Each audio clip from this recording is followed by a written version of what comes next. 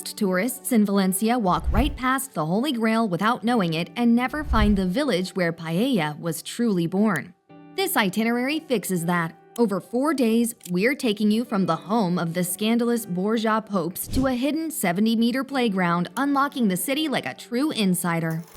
Day 1. Medieval Mysteries and Market Magic. Your first day sets the tone for everything ahead, and it starts in the historic heart where Roman ruins sit beneath your feet and ancient towers still guard the old gates.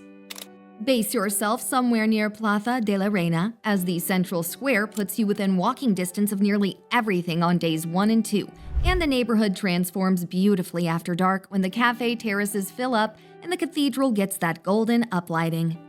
Before spending a single euro on entry fees, go online and buy the Valencia tourist card for a 10% discount. You'll pick it up from the 24-hour vending machines and airport arrivals when you land. This card unlocks free public transport, including the metro to the airport, and free entry to almost all the municipal museums we're hitting, like the Almuyna and the Serranos towers. Your morning begins at Valencia Cathedral, but not for the reasons most travel guides mention. Yes, the architecture is stunning, a mix of Romanesque, Gothic, and Baroque that somehow works. And yes, the Miguelete Tower delivers panoramic views that justify the 207-step climb. But the real draw sits in a side chapel, the Santo Caliph. This side chapel is one of the few contenders the Vatican has officially venerated, with Popes John Paul II and Benedict XVI using it to celebrate Mass. It's smaller than Indiana Jones led you to believe, but standing face-to-face with a potential Holy Grail used by 2 modern popes creates an unexpectedly powerful moment. General admission includes an audio guide. Aim for weekday mornings between 10:30 and noon. The 9:30 Gregorian chant Mass will have ended, and you'll beat the afternoon crowds. After the Grail, you're going to need a palate cleanser. 5 minutes away sits a cathedral of a different kind, one dedicated entirely to food, where Valencians have shopped since 1928, housed under a spectacular modernist dome of iron, glass, and colorful ceramics. The sweet spot is 9 to 11 a.m. Vendors are fully stocked, energy is high, and there's no fighting tour groups who've rolled off buses. Grab a fresh squeezed orange juice. This is the region that gave its name to the world-famous Valencia orange. While the variety itself was actually hybridized in California, it was named in honor of the superior sweetness of the oranges grown here in the Valencian huerta. The market closes at 3 p.m. and stays shut on Sundays, so plan accordingly. Insider tip: Central Bar by Chef Ricard Camarena operates inside the market.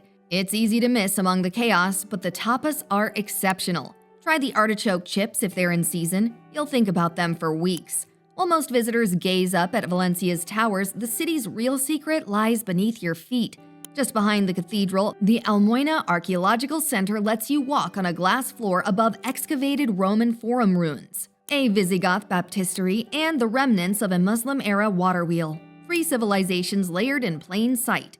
Admission is minimal and free on Sundays. Plan to spend about 45 minutes exploring. Lunch can stay casual. Grab something from the market or find a quiet square in the El Carmen neighborhood. This area has that perfectly worn-in vibe. Modern street art splashed against centuries-old stone, hidden courtyards, and the occasional elderly woman hanging laundry from a 3rd-floor balcony like it's 1952.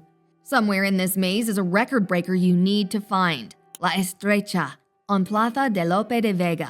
At barely a meter wide, that's about 3.5 feet, it holds the title of Europe's narrowest building. Legend says it was built purely to spite a neighbor during a property dispute, which is the most European reason imaginable. The ground floor is now a tapas bar, and while you can't visit the upper levels, that facade alone makes a 5-minute detour pay off.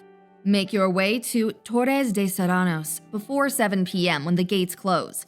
In winter, you'll catch the actual sunset from the top. In summer, when the sun doesn't set until 9:30 p.m., you'll get golden hour light instead. Then watch the full sunset later from a rooftop bar or the Turia Gardens below. The view stretches across the Turia Gardens to the distant city of arts and sciences. Tomorrow's adventure, but for now, a futuristic silhouette on the horizon. When you climb down, you're perfectly positioned for dinner on Calle de Caballeros, El Carmen's main artery that floods with locals around 9 p.m. Grab a table, order patatas bravas and a glass of local Bobal wine, and settle in. Tomorrow, we're jumping centuries forward to the part of Valencia that looks like it landed from a sci-fi film, complete with a 70-meter giant you can climb inside. If this level of detail is saving you research time, hit subscribe. We build these itineraries so you don't have to spend 40 hours planning. The QR code's right here for anyone watching on the big screen. Day 2. The future and the river that isn't. Today belongs to the City of Arts and Sciences. This complex needs at least half a day because the architecture alone stops you mid-step. A little context first. In 1957, a catastrophic flood killed over 80 people and devastated the city. Valencia's response was to redirect the entire Turia River around the city and transform the old riverbed into a 9-kilometer park. The City of Arts and Sciences sits at the eastern end of that park, a cluster of structures designed by Valencian architect Santiago Calatrava. His signature style was buildings that look like organic skeletons, ribs, spines, and curves that seem biological rather than engineered. Start at Oceanogràfic, Europe's largest aquarium. The building alone, designed to look like a water lily, is worth seeing, but inside you'll find everything from Arctic belugas to Mediterranean sharks to an underwater tunnel where rays glide directly overhead. The dolphin show draws crowds, so grab seats 15 to 20 minutes early. Allow 3 to 4 hours and more if traveling with kids who've discovered the touch tanks. Insider tip: book your Oceanogràfic tickets 2 to 3 weeks ahead at tickets.cac.es, especially for weekends. The combo ticket covering Oceanogràfic, the Science Museum, and Amisferique saves money and spreads across multiple days if needed. Tuesday through Thursday mornings see the smallest crowds. Right next door stands a building that seems to stare back at you. Its giant eye-shaped form reflected in the pool draws you in. Inside is an IMAX dome and planetarium, and the building itself was designed to look like a human eye opening and closing. The reflecting pool doubles as a mirror, creating symmetry so perfect that photographers lose hours trying to get the shot. The Science Museum works well in the afternoon, especially if traveling with kids. It's interactive, sprawling, and air-conditioned, a nice reset after a morning of walking. Adults might appreciate the Foucault pendulum, a giant swinging weight experiment, or the DNA exhibit more than they'd admit. Now it's time to rent a bike and ride the Turia Gardens back toward the old town. The full route stretches 9 kilometers, but you can hop on at any point. Rental shops near the complex offer fair rates for a full day. About halfway, you'll pass Gulliver Park, a massive playground built as a 70-meter-long sculpture of Gulliver from the famous novel, lying on his back while kids climb all over him using slides, stairs, and rope bridges. It's free, it's bizarre, and only exists because someone in the city planning had a truly wild idea and everyone else just went along with it. Fair warning, the slides get scorching hot in summer, so either go early or wear jeans unless you enjoy that particular thrill. End the ride near the Puente de las Flores, a bridge covered in over 27,000 flowers that changes with the seasons, and lock up your bike. Tonight, head to Ruthafa, the neighborhood that locals call Valencia's Brooklyn. Former industrial buildings now house wine bars, art galleries, and restaurants doing creative twists on traditional dishes. It's walkable from the gardens and comes alive after 8 p.m. when the terraces fill and the energy shifts. Rest up. Tomorrow, we're trading the sci-fi architecture for a gritty fishing village and a boat ride through the rice paddies for a side of Valencia most tourists never find. Day 3. Tiles Beach and the Birthplace of Paella.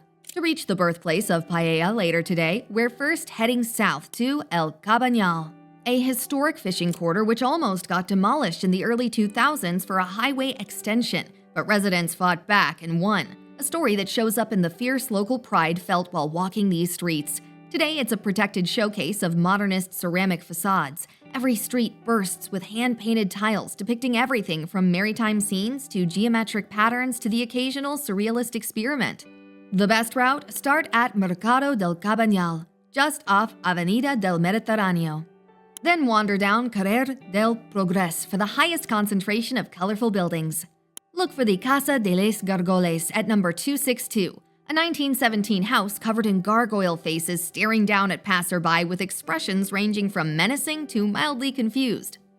Continue to Carrer del Rosari and finish at Playa del Cabanyal. The actual walking distance is short, but give yourself approximately 2 hours for all the photo stops. Spend the early afternoon at Malvarosa Beach and the connecting Patacona area.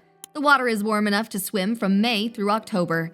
Insider tip: skip the generic restaurants directly on the Malvarosa sand. Instead, walk north along the promenade until you reach La Más Bonita in Paracona.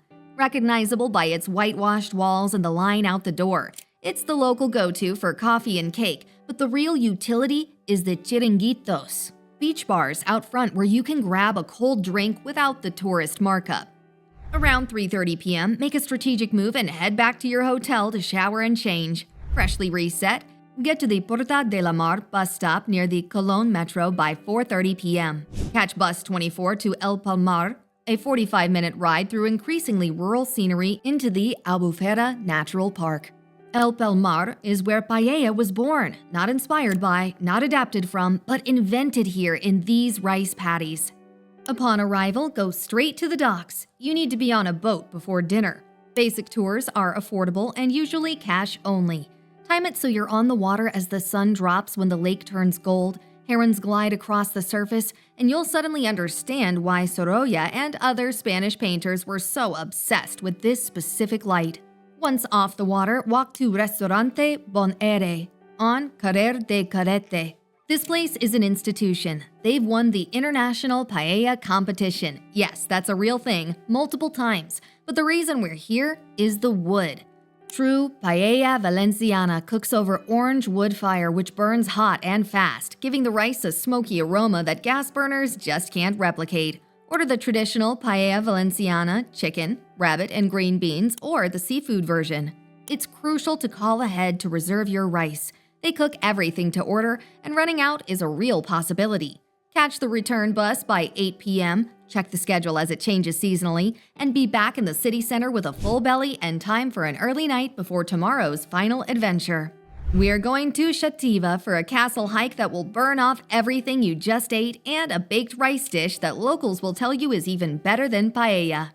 Day 4, the Castle Escape. On your final day, catch the Renfe Cercanía C2 train from Valencia's Estacio del Nord around 9 a.m. The journey to Chativa takes about 50 minutes through orange groves and small villages, and tickets are inexpensive. The Valencia tourist card doesn't cover this zone, so buy a separate ticket at the station machines. Chativa's claim to fame? It is the birthplace of 2 popes from the infamous Borgia family.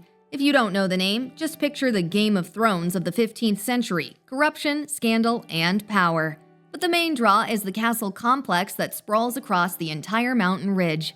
The 2-kilometer climb from the station takes around 45 minutes of steady uphill walking. A shuttle bus exists, but typically runs only Sundays and holidays, so most weekday visitors choose between hiking up and earning that lunch, or taking a quick taxi to the top and walking down. The castle itself delivers. You're walking through over 1,000 years of fortifications, Iberian, Roman, Visigoth, Moorish, and Christian layers all stacked together. The views stretch across the valley to distant mountains, and on clear days you can see all the way to the Mediterranean coast. The entry ticket includes access to 2 museums back in town. Insider tip: book online at chativaturismo.com a week or 2 ahead. Only 10% of daily tickets are sold at the door, so showing up without a reservation is a gamble you don't want to take. After descending through the old town, which is charming enough to slow your pace, find Casa La Abuela on Calle San Francisco. This family-run spot serves arroz al horno, a baked rice dish with pork ribs, morcilla sausage, chickpeas, and a crispy top layer that's almost impossible to stop eating. It's cash only, portions are enormous, and the price is incredibly fair for the portion sizes. Come hungry. On the walk back to the train station, stop at Dulces Campos Bakery on Alameda de Jaume I. Pick up Arnari, a traditional pumpkin and almond sweet with Arab origins that cannot be found outside this region. It's slightly dense, aromatic with cinnamon and lemon zest, and pairs perfectly with coffee on the train ride home. Grab an extra one for later. Trust us. Catch a late afternoon train back to Valencia to arrive with enough time to wander the old town one more time. Maybe climb the Miguelete Tower if you skipped it on day 1, or just settle into the plaza with a glass of local Monastrell wine and let the trip sink in. 4 days, you found the Holy Grail chapel that most tourists walk past, biked through a river that no longer exists, ate paella in the village where it was born, and climbed a castle that 2 popes once called home. As Miguel de Cervantes wrote in Don Quixote, He who reads much and walks much sees much and knows much. Reading done, it's time for the walking. If you're ready for more, our Spain itineraries playlist is waiting for you right here. Madrid, Barcelona, and Sevilla are next. See you in the next one.